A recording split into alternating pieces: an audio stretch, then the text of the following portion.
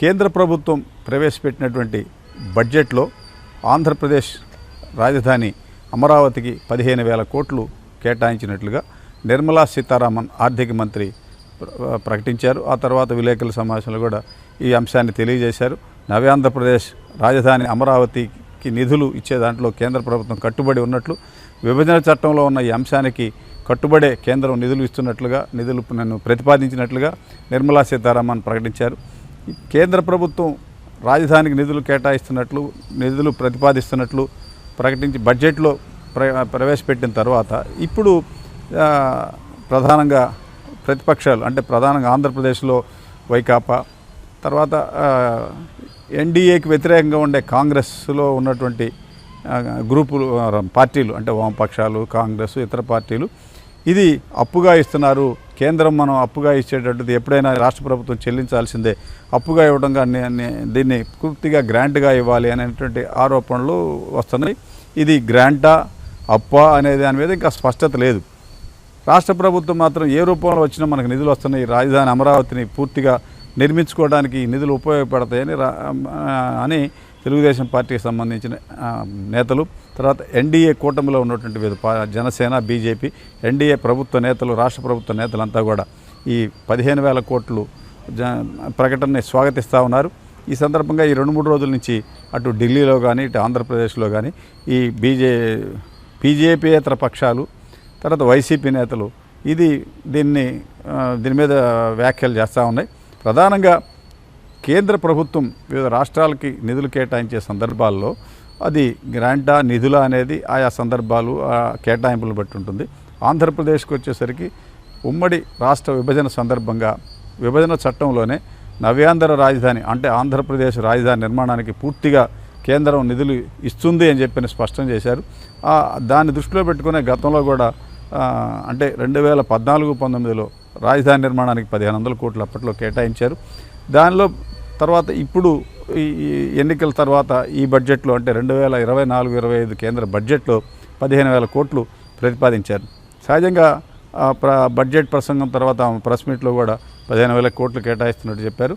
ఇది పూర్తిగా గ్రాంటా అప్పు అనేది తర్వాత తెలియజేస్తూ ఉన్నారు. అయితే ప్రపంచ బ్యాంకు ద్వారా ఈ రాజధాని నిర్మాణానికి 15,000 కోట్లు అప్పిపించబోతున్నట్టుగా ఆర్థిక శాఖకు సంబంధించిన కొంతమంది అధికారులు, ఆర్థిక మంత్రి పేషి అధికారులు చెప్తా ఉన్నారు. అయితే ఈ కేంద్ర ప్రభుత్వం షూరిటీగా ఉండి ఇప్పించే అప్పుల్లో రీపేమెంట్ అంటే తిరిగి చెల్లించాల్సినటువంటిప్పుడు కేంద్రం 90%, రాష్ట్రం 10% చెల్లించాల్సి ఉంటుంది. ఒకవేళ ఇది అప్పైనా కూడా 15,000 కోట్లు రాష్ట్ర ప్రభుత్వం 1,500 కోట్లు మాత్రమే చెల్లించాల్సి ఉంటుంది. 13,500 కోట్లు కేంద్ర ప్రభుత్వం చెల్లిస్తుంది. అందువలన ఇది ఏ రూపంలో వచ్చినా రాష్ట్రాభివృద్ధికి మాకు ఎంతో ఉపయోగపడుతుందని ముఖ్యమంత్రి Chandrababu, deputy CM Pawan Kalyan, BJP నేతలు కూడా దీన్ని స్వాగతిస్తూ ఉన్నారు. అయితే వైకాపా నేతలు ప్రధానంగా ఆ పార్టీ అధినేత మాజీ సీఎం జగన్మోహన్ రెడ్డి, తర్వాత పార్లమెంట్లో వైసీపీ నేతలు కూడా ఇది కేంద్రం మనం అప్పుగా ఇస్తుంది, అప్పుగా ఇచ్చేదాన్ని ఎందుకు తీసుకోవాలా, అప్పు ఇచ్చేటప్పుడు మళ్ళీ తిరిగి చెల్లించాలంటే రాష్ట్ర ప్రభుత్వం దగ్గర ఆర్థిక వనరులు లేవు, అప్పెందుకు ఇవాళ పూర్తి గ్రాంట్ తీసుకురాకుండా అప్పెందుకు తెస్తున్నారు, ఎన్డీఏ కూటమిలో నుంచి తెలుగుదేశం పార్టీ వైదొలగాల, పూర్తిగా విభజన చట్టంలో ఉంది అని చెప్పని దీన్ని ఇప్పుడు ఒక రాజకీయ అంశంగా తీసుకొచ్చి ఈ ఆరోపణలు చేస్తూ ఉన్నారు. మరి 2019 నుంచి 24 వరకు అధికారంలో ఉన్నటువంటి వైకాపా నేతలు కానీ, పార్లమెంట్లో 22 మంది ఎంపీలు ఉన్నటువంటి ఆ పార్టీ ఎప్పుడు కూడా రాజధాని నిర్మాణానికి నిధులు అడగలేదు. నిధులు అడగకపోగా 3 రాజధానులను తెర మీద తీసుకొచ్చి రాష్ట్ర అభివృద్ధిని మూలబడేశారు. ఇప్పుడు ఈ బడ్జెట్లో 15,000 కోట్లు తీసుకొచ్చి రాజధాని అమరావతి నిర్మాణాన్ని వేగవంతంగా పూర్తి చేసుకొని మౌలిక వసతులు ఇన్ని అభివృద్ధి చేయాలనే ఉద్దేశంతో కేంద్ర ప్రభుత్వం ఇచ్చిన నిధులకు స్వాగతిస్తూ తెలుగుదేశం పార్టీ దానికి అనుగుణంగా ఎన్డీఏ ప్రభుత్వం ఇక్కడ ఈ 15,000 కోట్లతో రాజధానిని ఏ విధంగా అభివృద్ధి చేయాలి, రాజధాని అమరావతిలో గతంలో ప్రతిపాదించినటువంటి కార్యాలయాలు, రోడ్లు, రహదారు, తర్వాత విద్యుత్తు, రహదారులు, ఇటువంటి మౌలిక వసతుల మీద ఎట్లా అభివృద్ధి చేయాలనే వ్యవహారంలో ప్రభుత్వం ఉంటే ప్రతిపక్షాలు మాత్రం దీన్ని ఏదో విధంగా రచ్చ చేసి దీన్ని కేంద్రం గ్రాంట్గా ఇవ్వట్లేదు, అప్పుగా ఇస్తుందని చెప్పని దీని ద్వారా విమర్శించి రాజకీయ లబ్ధి పొందాలని వైకాపా మరికొన్ని పార్టీలు దీన్ని ఈ విధంగా రచ్చ చేస్తూ ఉన్నాయి.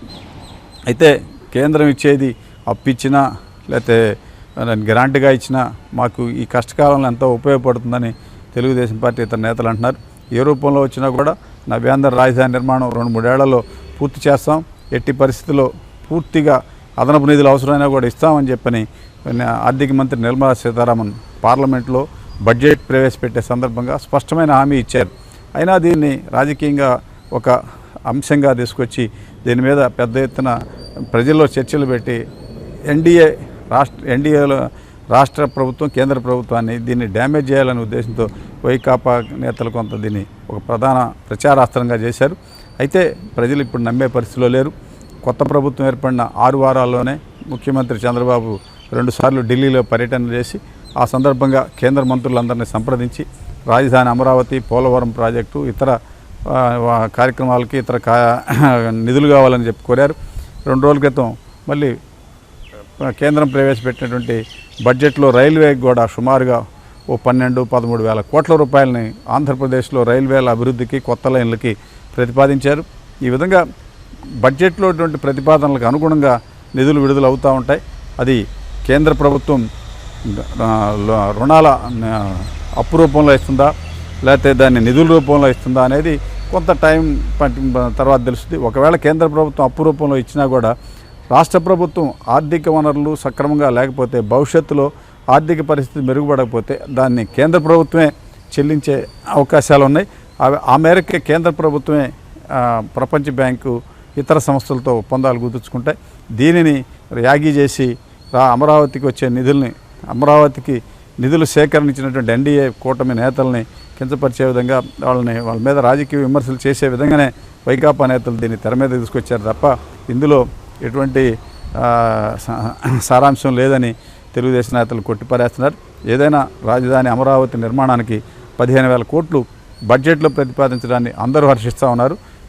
ఆ కేటాయించినటువంటి నిధులను వెంటనే విడుదల చేస్తే యుద్ధ ప్రాతిపదికన గుంటూరు, విజయవాడ మధ్య నిర్మాణంలో ఉన్నటువంటి అమరావతి రాజధాని వేగవంతంగా పూర్తి చేసుకునే అవకాశాలు ఉంటాయని ఆంధ్రప్రదేశ్ ప్రజలు భావిస్తున్నారు. ఇది దీనికి సంబంధించిన అంశం.